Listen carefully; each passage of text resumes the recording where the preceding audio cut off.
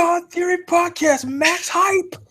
Maximum high fives. We've just maximum hyped that thing, man. If you saw our entry faces and hand gestures, we were hyping, okay? We were hyping. What's up, dude? How are you? I'm well. I am currently dealing with 18 inches of snow because April. That's like, no, I'm just kidding. Pre-show joke about that. I won't carry that over here. Yes. That's but crazy, man. Needless to say, it's a lot more snow than I could handle. Twice as much as you could, probably. Twice as much. Twice as much I'm comfortable with.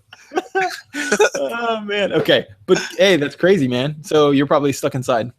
Yeah, the sun has come out, so I could leave, but this was a great time to have a lot of snow. I just got Xenoblade Chronicles X and Unbreakable Kimmy Schmidt came out on Netflix yesterday, so nice. I'm snowed in, but I'm fine with that. Yeah, that is awesome. I ain't even mad at that. How are you? How are you in the haven of Mississippi, the intellectual and cultural capital of the South?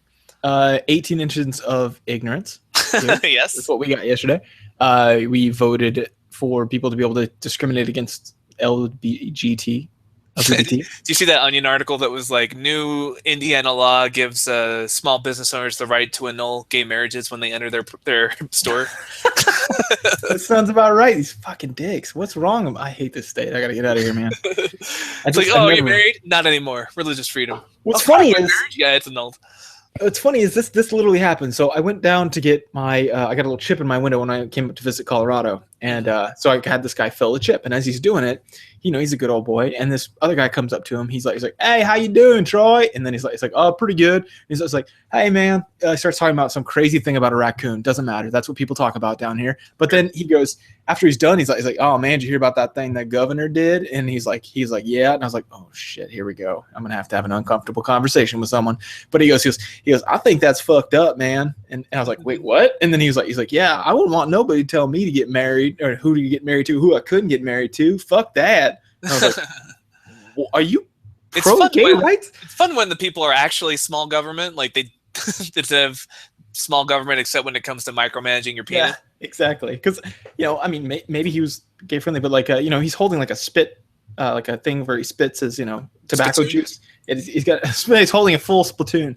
No, a Dr. Pepper bottle, that he was spitting into, a big old gut, and man, this guy was just straight up Mississippi. So I was like, it just came completely unexpected. What a surprise. Yeah, I was just like, wow, dude, that was an opportunity for you to be an asshole. That is fucked up. Well, I mean, you can be conservative and still be pro-gay marriage because it's libertarianism. Like, don't tell me what I can do. Government. Yeah, you don't even have to be pro-gay marriage. You could just be anti-gay marriage. You can just be anti the government telling you who you can marry. Who the fuck? You could nobody tell me who to marry. I was like, all right, cool, good for you. It was an unexpected breath of fresh air. That's nice. Usually down here, it's weird shit like, oh God, oh, well, I don't know. The guy's not even Christian, so he probably doesn't know anything about morality. I'm like, okay, that's uncomfortable. I know very little about morality. Yeah, it was pretty odd. But anyway, in general, yeah, things are good. Can't complain. Good. Yeah. But we're not talking about that. We're talking about just admit you're wrong, David. Are we talking about God's Not Gay? God's not gay, totally live. What haven't seen Saturday Night Live last night? They did a great spoof of Pure Flix where it's like the third movie, God's Not Gay. So YouTube that. It's fantastic. Yeah, that's awesome. But yeah, I think that movie in general is pretty weird because we don't have songs about science still works. It's totally not wrong. It's guys. This is Doug Dynasty talking to you. I want you to text 10 people on your contact list. Tell them gravity's real. Just go ahead and text them that, and they're going to text 10 people. If we all do that, everyone's going to know that gravity's real. It's like not even that gravity's real, but gravity's not fake. Okay, yeah. It's not fake. Gravity. Someone's saying it's fake. The Earth's definitely round, y'all. Make sure you text that around. Despite no evidence to the contrary. Yeah, it's weird that self-evident truths do not need to be reinforced through text message spam. Guys, make sure you text everyone and tell them Ted Cruz a dick. Because we all know it. Everyone text everyone and say that tomatoes are a thing. They are a thing that is real. They're not fake. Tell them Tell everyone. 10 people. It's almost like we're spreading propaganda. You tell 10 people, they tell 10 people. That's like 1 million people if we all do it. I guess it is if we all do it. I don't know what the size of that crowd is. Oh, I didn't get any of those text messages, but I heard I know from people who did. So. I did not get any either. I feel like I'm unloved. I feel like I almost did because I was playing a drinking game while we were watching that movie. I almost texted you with "God's Not Dead." I was pretty drunk at that point. It was the end of the movie. drunk text. Jeremiah, God's not dead. Tell 10 people. Water's wet. Nobody's gonna say that because we all know that.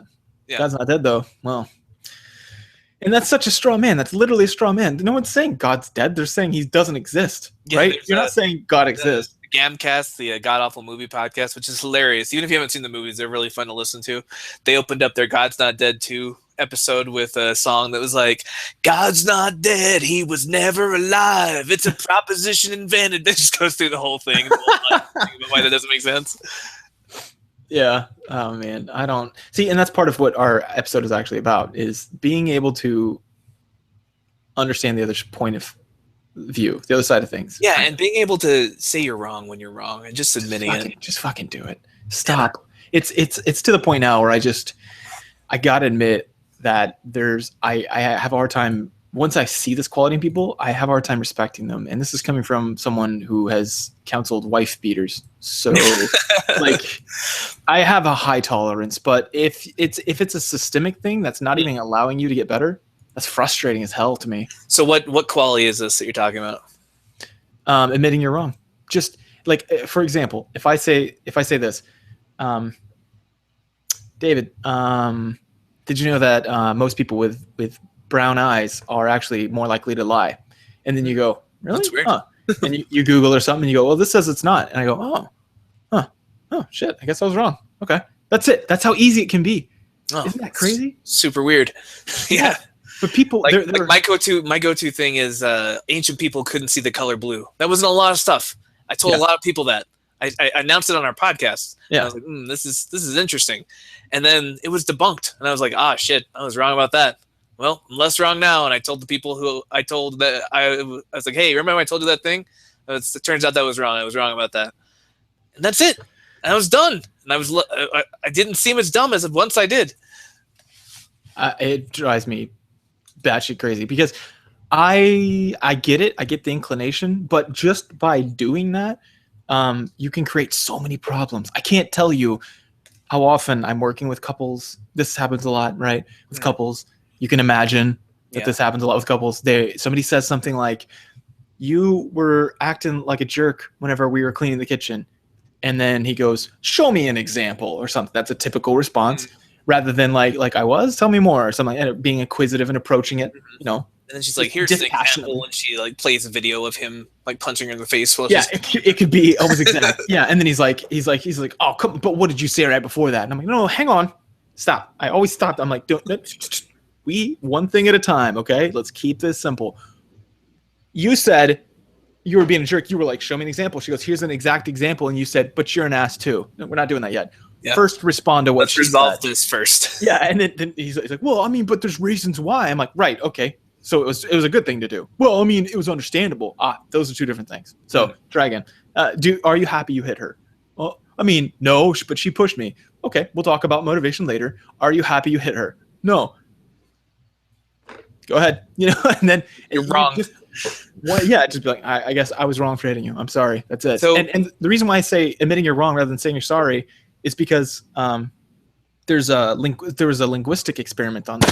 It's not exactly psychological, but people looked at a lot of different kinds of apologies. Okay, so you can apologize a lot of different ways. You can be like, I'm sorry. You could be like, I wish I wouldn't have done that. I love the one that removes you from the equation. Like, I'm sorry your feelings were hurt. Yes. I'm sorry you were offended by that. No, like, that was one of them. Yeah. Or I feel bad that you feel bad that way. Yeah. So that was an example. Well, then I feel sorry, or the aggressive ones. Well, then I feel sorry for you then. Yeah. Like, wait, was that apology? Yeah. And the funny thing is, you're only making it as hard as on yourself as you want. Yeah. Okay. And there's an equation on the other side. If the other person, and this is completely verboten. This is you can't do this. Okay. I restrict this. I say, if I ever see this happen, you're going to get negative Jeremiah points, and those are very bad. You don't want those. Those accumulate, and they're on your permanent record. I'm not even going to. Yeah, you didn't. If you get those, it's like student loan debt. You can't even get bankruptcy. It'll follow you. I'm not gonna forgive those. Okay. So yeah, there's no bankruptcy for Jeremiah points, Jeremiah negative points. So I say don't ever bring up a past example of something someone said they're sorry for. Don't fucking do it unless it's something serious, like like if he hits her or something, But even then, don't use it as a tit for tat, right? Like, you were a bitch back then, remember? So now I'm being an ass and you're picking on me. It's like, no. She apologized for that. Erase it from your memory. Like, don't, because if you pull that, That's that does God does when you repent. Yeah, you've now punished that person for saying they're sorry and admitting they were wrong. Because then you're like, well, you were wrong. You've admitted it. You even said you were wrong. It's like, oh, come on. Don't weaponize someone else's apology. Yeah, you're raising the stakes on saying I'm sorry. Stop. Just admit you're wrong. Disincentivizing apologies in the future when you do that. Yeah. I always say, provide fertile ground for allowing an apology or for any admission of guilt, right? Even tiny bit. If they, if they minimize and they're like, oh, I mean, like if the blue thing for you, if you're like, well, I'm not always right, then I would be like, oh, you jump on that and you reinforce that right away, Like make it as fertile as possible for people to say they're wrong. See, here's the irony for me, and like, tell me if I'm missing something. What is, when people don't admit they're wrong, what's their motivation? They're like, why are they not wanting to admit they're wrong? Oh, well, there's a lot of things, but one of the research has shown that there's something called that these researchers. So this isn't my field, saying you're sorry, but I know. What a jerk! It's a passive aggressive co-host move. Yeah, classic David. But what they found was that they have a quote unquote rigid personality, and all that means is that they do tend to see things in right or wrong status, black and white thinkers, quote unquote. A rigid personality, someone who is thinks that they're. In fact, there are very few right things. Like, so being right is a path, okay? Right. And being wrong is everything else. It's not. Yeah.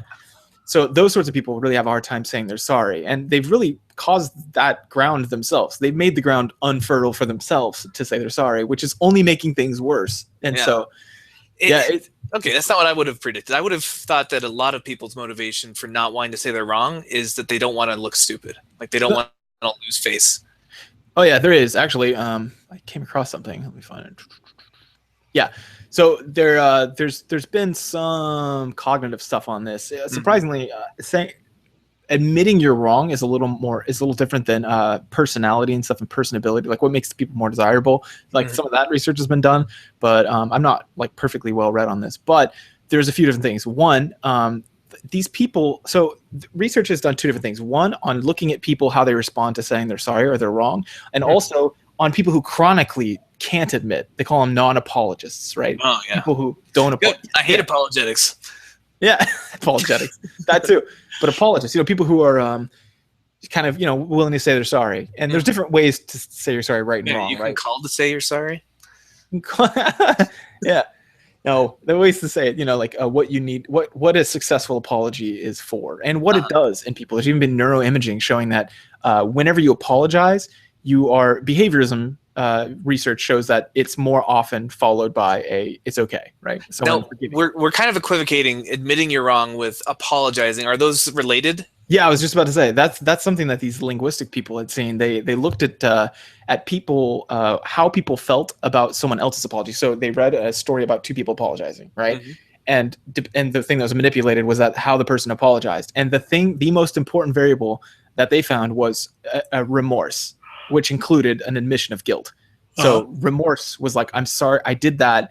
I won't do it again. That's the key, right? Mm-hmm. And I was wrong to do that. Mm-hmm. So, and I actually don't agree with people saying they were wrong. I mean, I guess if you're heaping it on yourself, you're using the word playfully, but I don't like that adherence to that ideal of right and wrong. So admitting you're wrong, just, I guess in factual things for sure. Yeah, like what I'm talking about is like if you're proved wrong factually. Like if I say wine helps you lose weight, red wine helps you lose weight, and I'm emphatic about that, and then you show me a study that says actually what's helping you lose weight is this other stuff that's in red wine, but mostly it's exercise, as it turns out. That was the biggest variable. Yeah. Oh, I guess I just really wanted to believe that red wine helps you lose weight. I guess I was wrong. Well, one of the things research did show about emissions of guilt, right? And these people, and this is part of that personality research of people who have a hard time doing this, is that they conflate the idea of their actions with who they are. So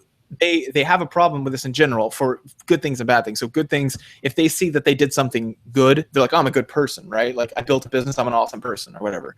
And that's is helpful in a lot of cases. But the flip side is not in a lot of cases where it's oh, I did this wrong thing, therefore I'm bad, or I'm a wrong person, right? I'm someone who is wrong a lot. I'm a dummy. Yeah, we call this. Some people call it sense of self, like social people, but people like myself and behaviorism, we call this. You call it the ego or the super ego. Yeah, shut up. We call it fusion, right?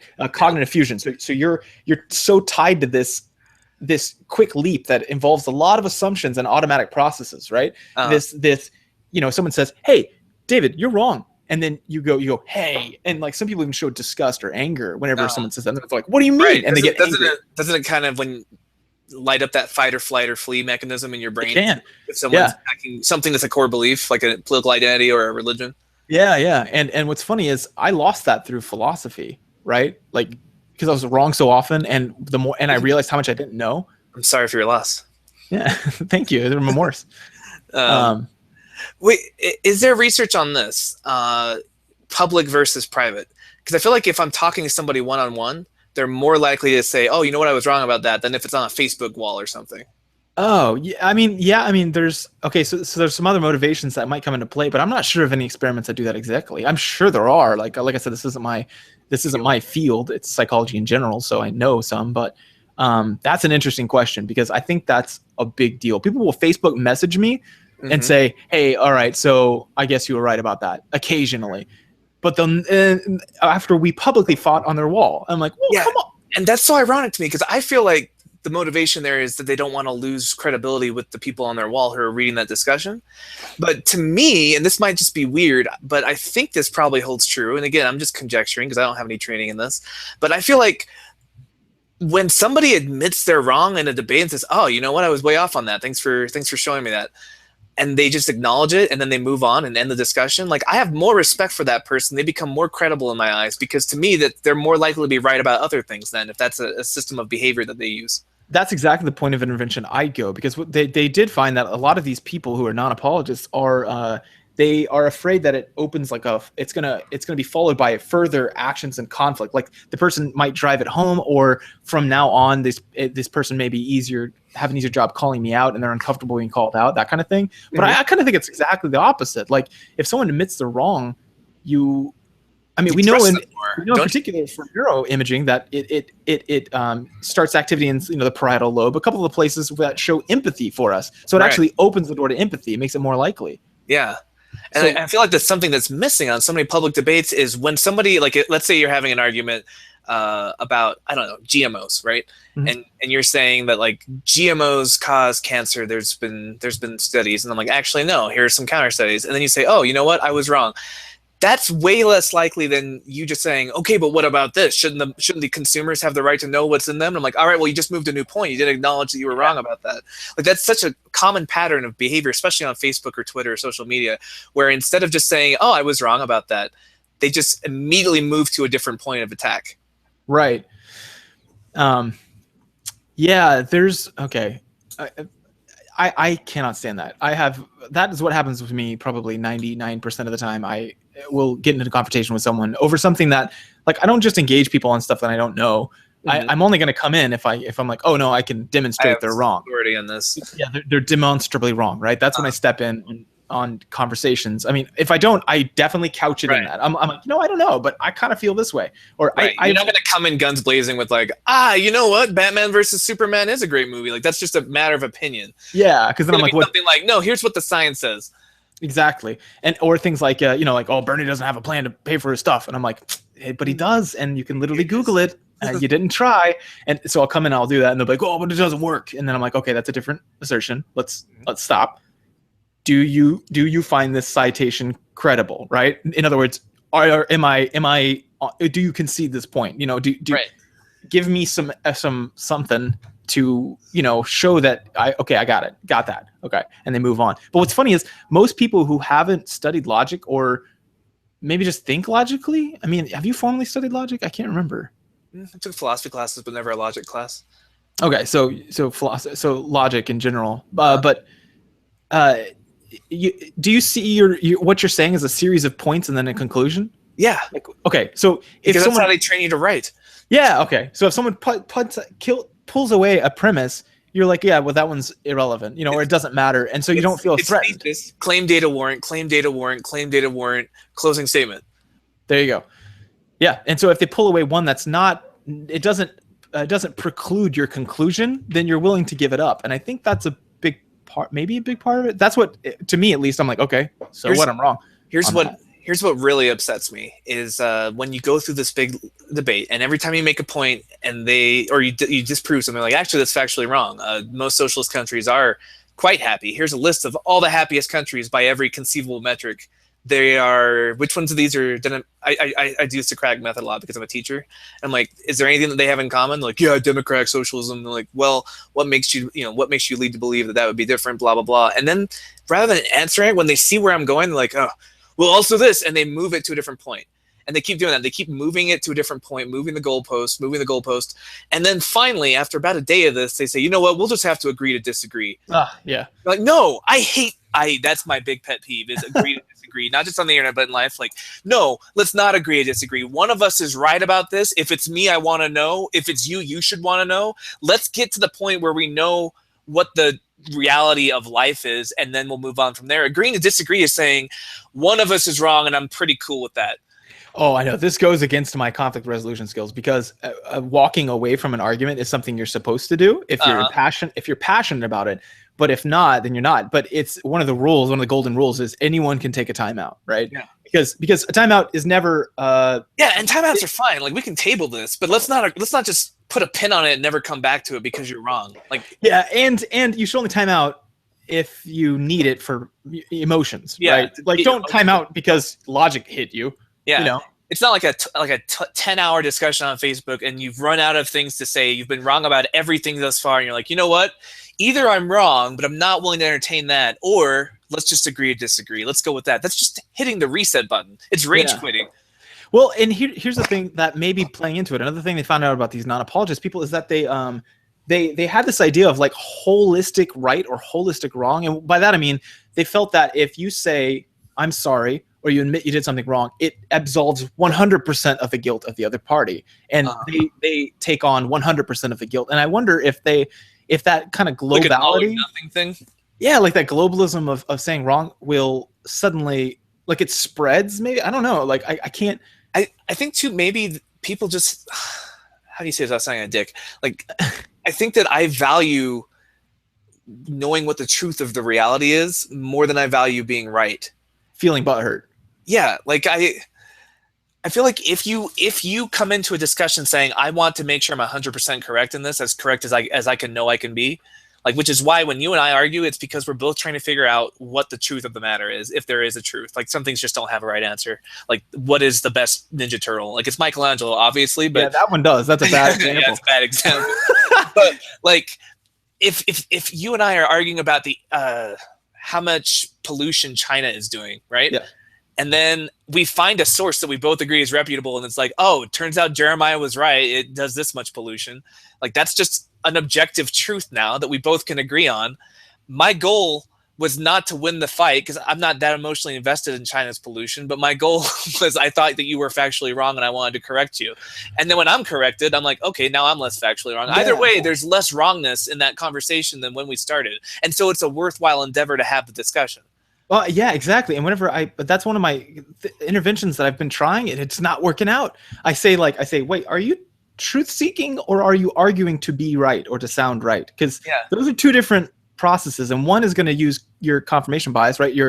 It's just like when people pull up scriptures, they pull it up based on, they see something and they think, what confirms that this is yes, Jesus, right? And then they pull it out. We know that's how it does, through fMRI, through psychological studies. We know that's how people pull out ideas, and scriptures, I would say, fall under that. And so it's the same thing with this. You're more motivated to do that kind of thinking too whenever you're impassioned about it or you have something to risk, right? Mhm. And so you're looking for reasons why you're right. And as soon as I see that, I'm like, yeah, maybe, but that's not something you would have come to if you were just looking at this like the Bernie Sanders thing. Some guy said whore during his rallies before he even got there. Mhm. And then people were like, what the hell, Bernie? Yeah. And they're holding him responsible. And I was like, well, I don't know if we should. I agree that's not a great thing to shout about anyone. That's silly. But they weren't calling her a whore. They were saying people who sell themselves out to Congress are whoring themselves out, or sell themselves out to Wall Street are whoring themselves out. But still, slut shaming's bad. You shouldn't call names like that, and that's not what Bernie's about. It's not a good thing to say. But when you told me about that, my reaction as a Bernie fan was not to Google Bernie Sanders isn't sexist, right? Like, yeah, that would have been a motivated reasoning thing. I was just like, I haven't heard of that. I typed Bernie Sanders whore just to see if anyone was covering that story. And what was the very first thing that came up? Yeah, Bernie Sanders immediately called that guy out on Twitter and was like, yeah, that's not okay. We can't use that language. Yeah, Bernie Sanders immediately condemns the term Democratic whore and said it was not the kind of language we need to be using. So did that confirm what I previously thought about Sanders? Yes, but that's not... But the way you got there. Yeah, the approach I got there. Now, I've caught myself doing motivated reasoning too, where I don't want to be wrong. Like, I'm famously of the position of fuck the Pope. Yeah. But I'm also of the position of Bernie Sanders is great. So I was in a strange place last week or 2 weeks ago when it said that the headline was the Pope invites Bernie Sanders to the Vatican to talk about, social justice or something, charity or whatever. And that put me in a weird place because that's a good thing for my Bernie Sanders supporters. It's going to get him votes from the Catholics. But also I was like, but the Pope, fuck the Pope. How could he be doing something right? So I was in this weird kind of like, dissonance. And then later on, it came out that the Pope didn't actually invite him. It was a Vatican spokesperson, and the Pope either didn't meet him or shook his hand or something briefly, but they weren't just having a discussion, right? Yeah. And I was disappointed because I was like, oh, that means that Bernie's not as big a deal as I thought he was, but also relieved. I was like, good, fuck the Pope. I was right about that. Yeah. So even though it was working against my best interest, it would have been better for me had the Pope invited him over and they had brunch or something. It would have been better for his campaign. I was relieved to find out that I was right about something instead of having to admit I was wrong. I do it all the time, and especially with my kids or something. If somebody says oh, well, Elijah got into a scuffle with someone or something like that, I'm like, what? Oh, what did that kid do wrong? That's what I'm thinking, right? It's of course we all do it. We just have to, when we get called out on it, we need to be honest and be like, yeah, okay, yeah, you got me. It's just it's so ingrained in our nature that we're gonna do it, and you can preen it out over time, but it's gonna take a lot of time. But oh yeah, I think okay.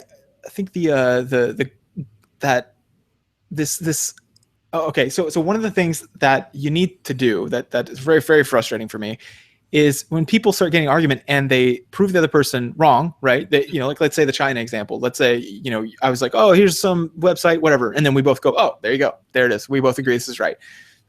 If I was some people take that as an opportunity to profess some kind of moral high ground or something. They're like, see, got you, or something. And I'm like, why is that? No. Or they say you're stupid. And I'm like, if you approach it as we're both trying to figure out what the truth is, then it's a victory either way. If you prove me wrong, cool, we figured out what the truth of the matter is. It's we're working on a mystery together, right? And my initial hypothesis was wrong, but we found out who the killer was. That's still a victory for me, even though I was wrong. But if it's a duel and there's some kind of morality involved, I'm a bad person because I was wrong, that's a weird approach to take. It's foreign to me. Yeah, I don't get that either. I mean, I remember fighting like this before, but I feel like we're in the better side of things because I used to feel like I was having some kind of, I demonstrated my superiority if I beat someone in a wordplay thing. And so obviously I'd be less motivated to admit that I'm wrong, and I'd be more motivated to cover up some weaknesses. And so I think that might be behind it. And there's people in general on the internet, but I know we can think of at least one, you and I, who ramps it up to 11 every time and makes it almost impossible for the other person to say they're sorry. And then because they're heaping, here's the thing, you want to make it as easy as possible for someone to walk over into your camp. You don't want to be like, hey, once you get here, I'm going to throw all these words like stupid and moron on you. Right. I was in a debate with my father on Facebook, and he's a Republican, Glenn Beck watching guy. And so we're talking about socialism, and he said something about a flat tax. Now, flat tax is a horrible idea. Yeah. But I didn't come at you saying, oh, well, you're super greedy and an idiot then if you think that's a good idea. Yeah. No, I said, well, you're an educated person, and I know that you probably haven't thought about this as much as maybe you are acting, because this position is something that's benefited you when you were on food stamps, when you were poor. So I've made it as easy as possible for him to backpedal off of that, because I don't want to put obstacles in his way. If I came in saying, you fucking idiot, no wonder you're so dumb, like, and then preface it with my argument, like, that's going to immediately make it impossible for him to say, you're right, I am a fucking idiot. Right. Yeah. And there's, okay, so I have rules and then I have bonus points whenever I'm teaching this conflict resolution thing, right? One are they like negative Jeremiah points, but you don't want those, David. I don't even bring those up. There's positive Jeremiah points. I just, even mentioning it got me a negative Jeremiah. You got one. You can't get rid of it. There's positive Jeremiah points, and they don't even counteract the negative ones. That's how bad they are. The bonus points. So you got your rules, which is like no name calling, right? Or I'll stop. Nope. Don't name call. Like you've just shown that you're too passionate right now. You need to take a break, right? You're seeing them as an enemy, and that's not okay. And then there's things like that, right? Those are the rules. But there's bonus points too, which is like keep it simple. You got to keep it simple. The shorter your message, the better. And if there's a question, you get bonus points if you're asking them their point of view, right? Oh shit, I was gonna say. What was the bonus? Oh, bonus points is so the flip side, instead of the rule of don't call names, compliment them. Right, you get bonus points if you do that. I'm always it's not just avoiding something; it's actually actively doing the opposite. Yeah. So you're saying like, so you say to the person, and you'll see me do this a lot on Facebook. I'll be like, "You're a smart person and you're well read, so you must have run across this before," and you make it as easy to come over as possible. Or you can ask the question. You can be like, "Am I totally wrong? Is there any part of what I'm saying that you agree with?" Like you're making it very, very easy for them to see some kind of thing. Exactly, rather than saying like, "You're a moron. You've never thought of this." And just stepping up to that point does make it a fight, because then you're telling the other person that which their again character makes you have to ask yourself, why are you doing this? Like, are you doing this to win the internet? You gonna get the internet prize, or are you doing this because you want to change someone's mind? And if you want to change someone's mind, there's a way to do that, and it's not going in, ramping it up to 11, saying you fucking idiot. It's gonna get you negative Jeremiah points. You don't want those. You don't want those. They're the worst. They can't get rid of them, David. You got some. I know. I've got. Don't have to bring it up. This poor point. So much shame. Yeah. So there's a lot of things. Under Bernie Sanders' new plan, we can actually get rid of negative Jeremiah points. It's part of his tax platform. Well, he talked to me about it, but I don't know, man. Seems unrealistic. Yeah, it seems a little silly. Oh, unrealistic. I do feel like there was a study on this. Let me see if I can Google this. I know there's a study that says that people found that professors and bosses were the two people polled about who cussed were found to be more honest. Have you heard about that one? Yeah. But I wanted to say there was one about the cussing study. Fuck yeah. More believable. What you're hearing now in the background, listeners, is science happening. Science happening right now. Google. Google scientists. Dollar Google admitting you're wrong makes more believable. I think that's. I think that's it. I don't want to say the wrong study. I've said that once before, and someone was like, "No," and corrected me, and I was like, "Yeah, god damn it, yeah." Because I have to pull this stuff off the top of my head. That's what sucks. Well, just be less wrong.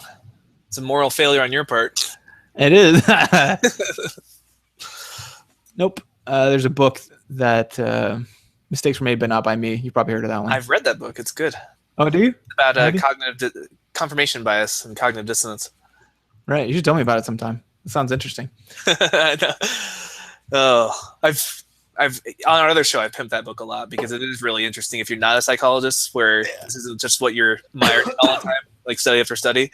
It goes through kind of like the biggest studies in that field and just kind of like, look, you do this all the time. You do this here, you do this here, you do this here. Like it changed the way, it made me more aware of when I'm doing it, that book. So I would recommend it to everyone who's not getting a PhD in psychology.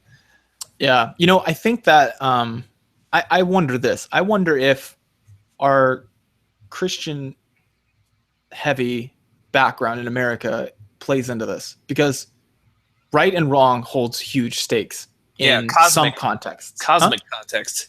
Yeah. Yeah. In some context. And again, with nuances, we have a hard time understanding the difference on things, and we do apply generalities like that, right? Yeah. Like, there's a big pushback against moral relativism among, fundamentalist religion. And moral relativism is the idea that like not everything is right or wrong. There's different degrees and such. Context matters.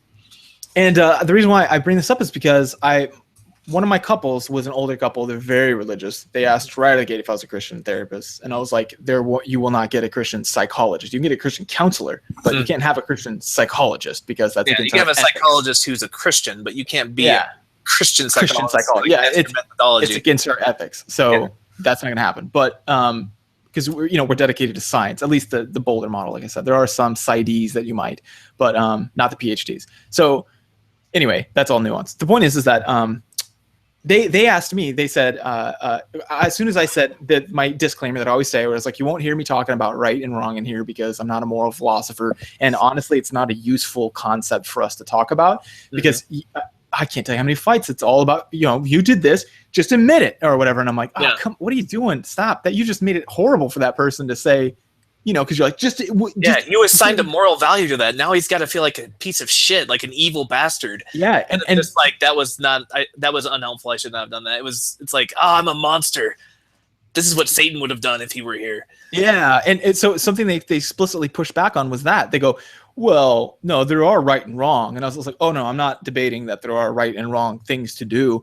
But I'm just saying in any one scenario, there's no one right thing and one wrong thing to do. And they're like, well, no, hang on. This is not something that we want to sign up to. And I was like, well, no, I'm not. Listen, I'm just saying I'm not going to mention any of that. And if you say it, I'm going to actively discourage it if you say you were in the wrong. But then this happened for like 10 minutes. We had this conversation because they're like, but there are right things. And just because you can't tell what it is doesn't mean that one of us wasn't right and one of us wasn't wrong. And I was like, I'm having a trust problem with you guys, aren't I? You guys just don't trust where I'm going with this. And they're like, no, this is a philosophical thing. This is important. And he was a Calvinist too. I don't know if that had anything to do with it. Yeah, it does. Definitely does. Yeah, I was thinking it did. So determinate, when you have Calvinism has got like the most moral absolute of any like religion that I've studied. Yeah. So that makes a lot more sense. Yeah. Only deal.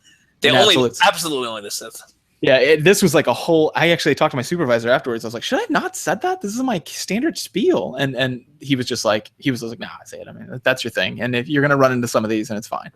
But yeah, it was weird. And so ever since then, I've been I've wondered about that. If religion doesn't have anything to do with part of this, reluctance of some people to admit, oh, I guess I was wrong on that. Well, it does make it like we do kind of crave simplicity because we like things to make sense, right? Like we like to feel like the universe is ordered and carefully like contrived, and we have some sort of control over it through cause and effect. Yeah, that's the whole point of Leibnizian optimism and why Voltaire had such a field day with Candide. It's like if we feel like we can control things, then the world makes sense, and that's a relief. And I feel like religion grants that when you have an absolute right or wrong answer, and there's no moral relativism. It's just this is always right no matter what. This is always wrong no matter what. You can wrap your head around that. You're not adrift in the sea of like context and circumstance, right? Yeah. Like I have a hard time imagining a scenario where it's okay to rape a baby, but if it's like rape this baby or 10,000 other babies get tortured and then raped, suddenly raping that baby is okay under like utilitarian ethics, but that's horrifying for people, right? There needs to be a system where raping a baby is always wrong no matter what. It just makes the whole world a safer place when you have that kind of sense of certainty. Yeah, that bugs me though. That really does. Like whenever people try to nail me down about stuff like that too, they're like, I need to know that you're never going to do something like this again or something like that. And I'm like, whoa, I can't sign on to that. I don't think I will, but it kind of depends. I mean, let's say Nazi Party Part 2 comes by and holds a gun to my head and says we're about to torture everyone in the United States if you don't call that girl a bad name or whatever I did. I don't know, whatever. I in that case, I certainly would. In a second, I'd be like, okay, bitch, or whatever, no problem. Mm-hmm. See you guys. Bye. It's just, I don't, because it's unrealistic. It's unrealistic that would happen. Like there's Dan Carlin talked about that on his podcast where he said his dad was a guy who believed that society needed rules, but that society would jump on your side if you violated those rules, but it made sense, right? Right. Like stealing medicine for a bunch of orphan kids. Right. You stole medicine, but look, you helped all these orphan kids. It's wrong to steal. Yeah, that kind of shit. Thou shalt not steal. That shit's so antiquated. Weird. It's almost like it's literally antiquated, like it came out in antiquity. Exactly. And then, but you're faced with nuance, and suddenly. And people push back against that postmodern kind of nuance. They don't want a world where the Mormons would call it the iron rod, right? You cling to the iron rod. It's the word of God. It will always be there firm. And wow, lots of sexual like subtext to that metaphor now that I'm saying it out loud. Cling be to the firm. firmness of the iron rod. Rubbeth thy hand up and down it. Cling to it. Yes. Moisten thy hand with Moisten conditioner. thy hand upon the rod of iron. For behold, yes. Behold, a fountain doth emit. There is a fountain that, yes. Is there? Freud would have a field day with Joseph Smith's theology. But getting back to it, there is a sense of security there. Whereas you are kind of adrift. If you have to start making your own decisions contextually case by case, your chances of being wrong are now higher because, well, or are they? Because there is no real right or wrong. But let's say there is. Like you can make a better or worse decision, right? And so suddenly you have 1,000 opportunities every day to make the worst decision of the two, or the three, or the four, or the seven. It has to do with that whole principle of cognitive miser, right? Like a miser's like a lazy person, and in psychology, or a what? A hoarder, like somebody who doesn't want to spend resources. Yeah. Okay. Yeah. So someone who's and so we don't want to exactly spend resources, mental resources on every single. I mean, it's tiring. Everybody knows this. Like if you ever done any like taken a test, or a judge, at the end of the day, they're very tired. Because by approaching everything and really hashing it out and understanding all the context, it's difficult. Yeah, and you're burning calories. Yeah, tons actually. Yeah, and using water, and so like it's not something that it's taxing on your body, both mentally and spiritually. Spiritually, yes. You gotta grab that rod and stroke it. Yeah, that's the deal. No, but yeah, physically. Yeah, physically. So the idea is that it's easier for us just think about how many people can labor over difficult situations, and then versus like, let's say your average Mississippi farmer down here, right? They're just, life's simple to them. Hey, life's easy. You just do what you're supposed to do. And they say stuff like that. And the idea that there's a right answer is so comforting. Like I'm thinking about now with video games, like I'm playing Xenogears, right? And my first decision, my big decision point is like which division to join. And I was like, all right, what's the best? There must be a best one. So I'm reading online. I'm trying to find what everyone agrees is the best one, and no one can agree. And they're all like, just do whichever one you like. They're all good. I'm like, no, there can't be. They're all good. There's a right decision and a wrong decision here. And it really was. It made me anxious. I had to spend a lot of time thinking it over. And even when I made my decision, I didn't have that certainty that I'd done the right thing. The right thing. So that's it, because you can put a good decision away on a shelf, and you never have to think about it again. Yeah. But if something's constantly in question, you've got to keep considering it, and by doing that, it's just exhausting. Like literally. But I think I took a nap right after that. I was like, no, Pathfinders. Oh, thank goodness. So tired. No, but if you do it for everything, if you were doing that for everything, considering context on everything, well, you'd probably be in my job, or a judge, or someone. Yeah, well, heuristics exist for a reason, right? Like it's a natural byproduct of the fact that we are cognitive misers. Yeah, exactly. It saves time, saves people, but it's just I fucking hate. It's not the heuristic is just that, a shortcut. It's not always appropriate. Yeah. Or I'm doing a marathon. Oh, there's a shortcut here. Okay, let's take that. No. Yeah, and sometimes it works. That's why the heuristics we have are still around, right? It's almost a natural selection, a Darwinian evolution of ideas, but it doesn't make them always work. And so we do need to, when we can, stop and say, the question you always ask, which I find really helpful. I catch myself doing it a lot now, is what would this look like if I were wrong? Yes. Yeah, I find that very helpful. I haven't had much success using it as an intervention on other people, because I'm like, just let me ask, what would it look like if you were wrong? What would it look like if naivety was why people vote for Bernie, but one of the biggest predictors is high education? What would that look like? Academics are coming out in droves for Bernie. Why would that? These are people who critically think and they've 10 years of critical thinking skills. Are they really the ones at most risk? Are they uninformed? Are they naive? Could be, but it probably not. Like, yeah, that's weird. It's not what we would predict. Yeah, exactly. And as long as they admit that, like, you could be like, oh yeah, it's an anomaly, it's weird, or some other reason. Okay, but as long as you admit that this is pretty weird. Too. Yeah, it's not what you would predict to happen if you were just going in blind and unbiased. Right. But maybe someday that intervention will work. But for myself, it works. Yeah. Maybe it only works on people who care about being right more than feeling right. Maybe. Because if you won't even consider that you're wrong, then either you just got the right answer on the first try by luck. It's possible. Yeah. Oh, you're Muslim? Well, that happens to be the one true religion. Good thing you got it right on the first try. Or and more likely, because there are more wrong answers than the best answer, right? Maybe you have one of the wronger answers than maybe you don't have the best answer on the first try. So what would that look like? It's more likely that none of us are right about anything initially until we start questioning it and digging at it and trying to prove it wrong. I always teach my kids about there's a French quote that translated means the things that you really want to be right are the ones that you should be the most skeptical about. Oh, that's brilliant. Yeah, I'll have to find it in French for you so I can actually attribute to who said it. But the idea being that, again, we should be skeptical of everything, but we should be the most skeptical about the things that we want to be true, because that's where we're going to have the biggest blind spots. I think I've definitely been guilty of not doing that, but I also have done it in some cases, like Bernie, for example. I've really, anytime I see a criticism of him, I'm like, oh shit, and I go and look at it. And things like GMOs, his not anti-GMO stance. He wants it to be labeled. He wants it to be labeled, which is effectively anti-GMO in the current climate that we're in, because it's going to fuck GMO funding. Yeah, and he says it's so parents can make informed decisions. Right. I get it, but I think that's the point of contention that I have with him. That and his fear of nuclear power, I don't understand. It's a little For weird. somebody who loves Europe, which is basically funded by nuclear power, like that's how France is the social utopia that he likes. Like you're going to have at least until the technology exists to go completely wind, because obviously wind and solar is great. Yeah. But you need to take it easy with the nuclear, anti-nuclear stance, because right now it's that or coal. So when people said that, I researched it like crazy, because I was like, oh man, yeah, that is a seductive thought for me to be like, oh, he's perfect, he's got everything figured out. He can't possibly. That's disquieting to me. Weird. It'd be weird if he was right about everything.